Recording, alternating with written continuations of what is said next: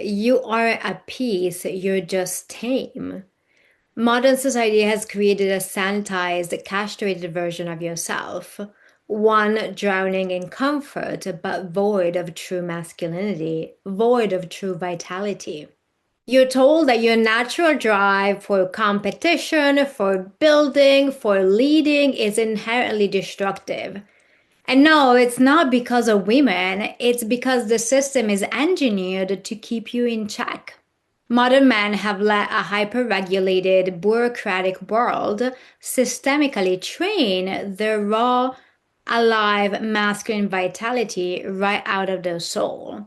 And they've become predictable, compliant citizens.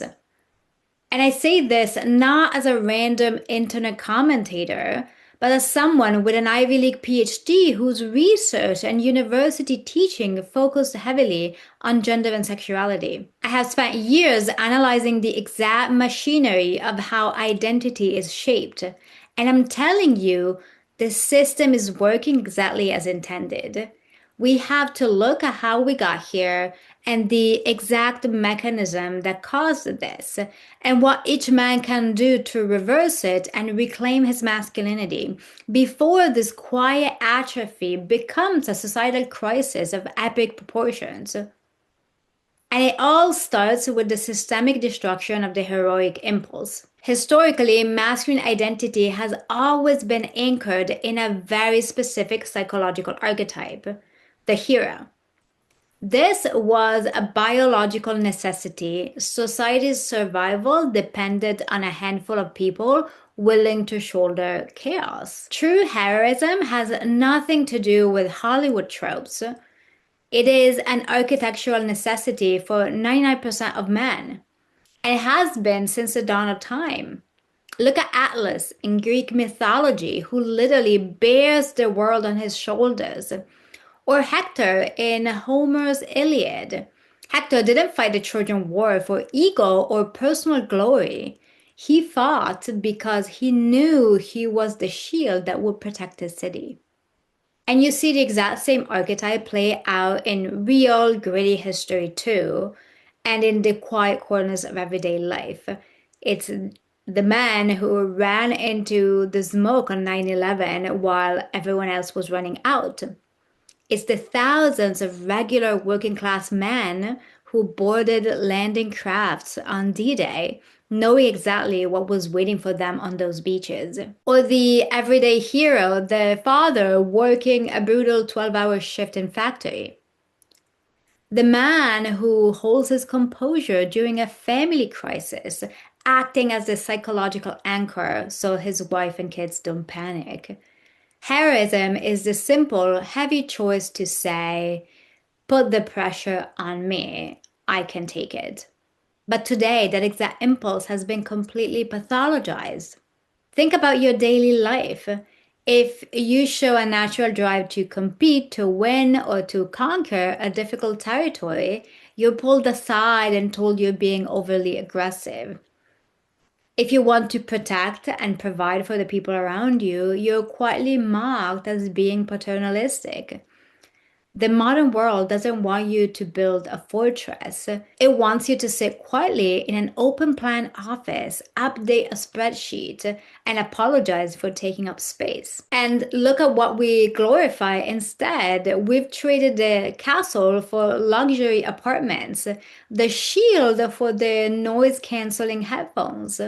We've substituted the raw, dangerous, blood and dirt reality of our ancestors for pornography, for a subscription service, or a meal delivery app. We have engineered a world where your ultimate achievement is that nothing hurts, nothing is risky, and nothing requires you to sweat. There is a terrifying concept in philosophy popularized by Friedrich Nietzsche called the last man. Nietzsche warned of a time when humanity would no longer strive for greatness, meaning, or depth. Instead, the last man chases nothing but total security, small pleasures, and absolute comfort. He creates a world where every sharp edge has been sanded down, where nobody risks anything, and where survival is the only goal. When you look at modern culture, you're looking at the triumph of the last man, and you've likely become one of them. Modern men do not carry heroic burden anymore. They carry nothing at all. They're drowning in comfort, accessibility, and dopamine. They've switched the heavy weight of honor, respect, and responsibility for the lightweight safety of a consumer. You aren't being civilized, you're being neutralized. Of course, a man doesn't just lose his heroic drive in a vacuum. To completely domesticate an entire population of men, you have to ensure they're never handed a map in the first place. You have to isolate them from their lineage. And that brings us to the second pillar of this quiet death of masculinity. That is to say, the total collapse of father figures. We're watching entire generations of men being deprived of masculine vitality. We are living through the era of what I call the orphan generations. Many men might not be biologically fatherless, but they are spiritually so. A boy becomes a man through a conscious process of initiation, a literal handoff from one generation to the next. He becomes a man not through theory, but through example and direct experience. But over the last decades, the system has executed a structural strike on the family layout, and it has removed the father. And when you remove the father, you don't just remove a person, you remove the structural bridge between the absolute safety of childhood and the brutal reality of the outside world. Think about where you actually learn how to be a man. When you had your first real taste of aggression, of ambition, or of deep paralyzing fear, who guided you through it? For millions of men watching this, the honest answer is a screen, not a father, a device. You were left to figure out the rules of reality in a vacuum because your father was either physically absent, emotionally hollowed out by the corporate grind, or so terrified of his own masculine edge that he had nothing to pass down to you. Think of what fathers used to pass down. For centuries, masculinity was learned in the shadow of older men. It was the apprentice standing next to the master blacksmith, learning exactly how much heat the iron could take before it snapped. It was the young man in tribal cultures being taken into the woods by the elders, forced to face the dark and the cold and returning with a new name. Even a generation ago, it was the quiet, gritty texture of a father teaching his son how to change a tire in a freezing garage, or looking him in the eye after a crushing defeat, saying, "Square your shoulders, we fix this tomorrow." But modern men did not get that. They grew up fatherless. They were raised instead by institutional scripts. You were managed by outdated school systems, monitored by corporate HR guidelines, and pacified by the algorithm. You had plenty of critics telling you what not to do, but you had no one showing you how to build. In psychoanalytic theory, there is a concept regarding the role of paternal authority. A father's evolutionary function isn't just to provide a second income or a set of rules. His presence introduces what psychologists call optimal frustration. The mother provides unconditional love and safety, which a child, of course, needs to survive. But the father's job is to disrupt that total comfort. The father's job is to show his son the way, but also to test his limits, to push him to grow and challenge himself. He introduces healthy friction. He demands competence, validates your strength, and sets the boundary line. Without the father's initiation, a man's psychology remains permanently ungrounded. That's why we have an epidemic of 30, 40, 50-year-olds who still behave like teenagers. They never receive the stamp of approval that says, "You're a man now." And a man who has never been initiated by a father spends his entire life desperately begging the world for permission to exist. A society of fatherless men isn't a society of liberated individuals. It's a society of lost boys wearing the skin of grown adults. Men who are hypersensitive, deeply insecure, and easily manipulated. An ungrounded man is the most compliant asset on earth because he has no internal compass passed down from his lineage. He will blindly search for an artificial substitute. He will look for a digital surrogate to numb the ache of his own passivity. And that brings us to the final, most seductive trap of all, the sanctuary of comfort. If you take a wild, powerful animal, let's say a tiger or a lion, and lock it in a cage, it paces back and forth against the bars until its paws bleed. It rebels because the contrast between its wild nature and its confinement is too stark to ignore. But it's different for modern man. The system has made the cage very comfortable. It's made it warm and fuzzy, filled with endless, effortless dopamine. They built a digital sanctuary where a man's survival instincts are never triggered, and his heroic impulses are sublimated into a screen. Most men don't seek out challenges. They don't pursue what would make them grow. Why would they? The system has built flawless, frictionless simulations for you. Want the raw, chemical thrill of warfare and tribal brotherhood? Open a first-person shooter.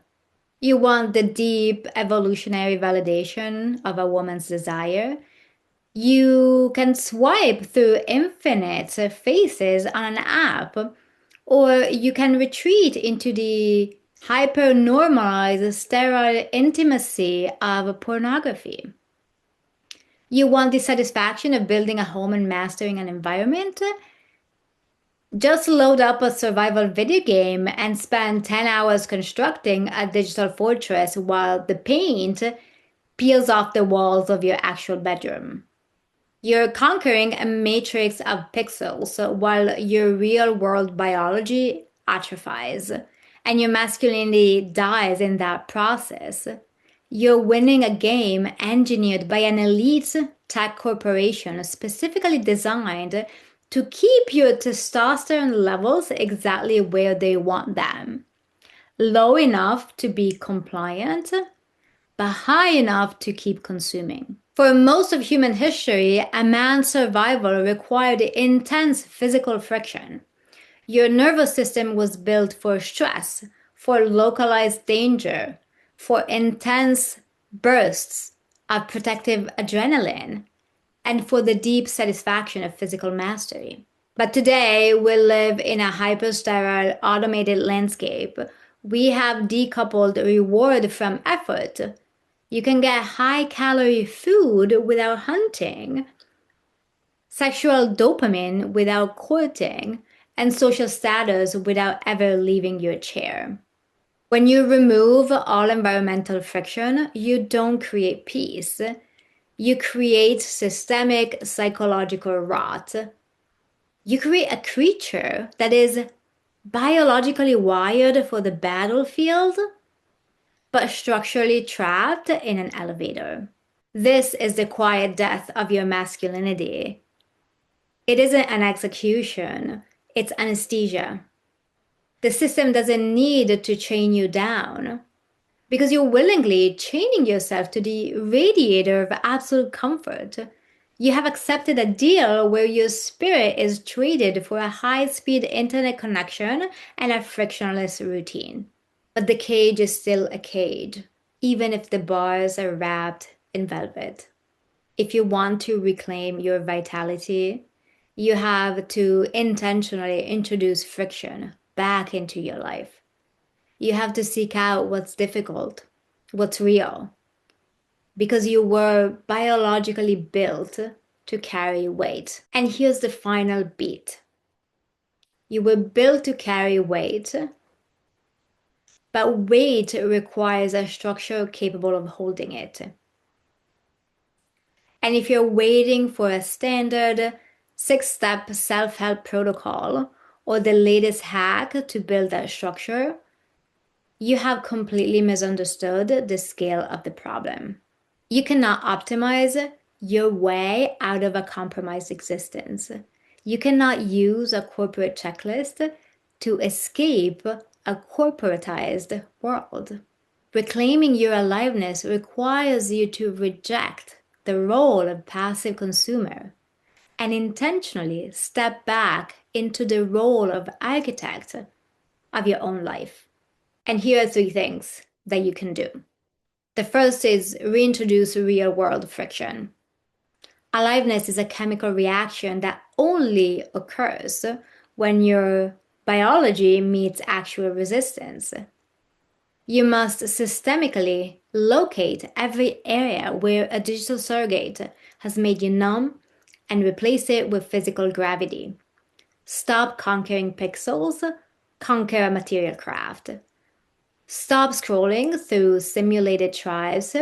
Look a flesh and blood man in the eye and build a real alliance. If your hands are smooth, your screen is flawless, and your daily routine requires 0 physical skin in the game, you're still broken. Go find an environment that does not bend to your comfort. The second thing you can do is to seek out voluntary burden. You must deliberately shift your identity from a consumer seeking safety to a self-authored creator. You must aggressively seek out responsibilities that force you to grow into them.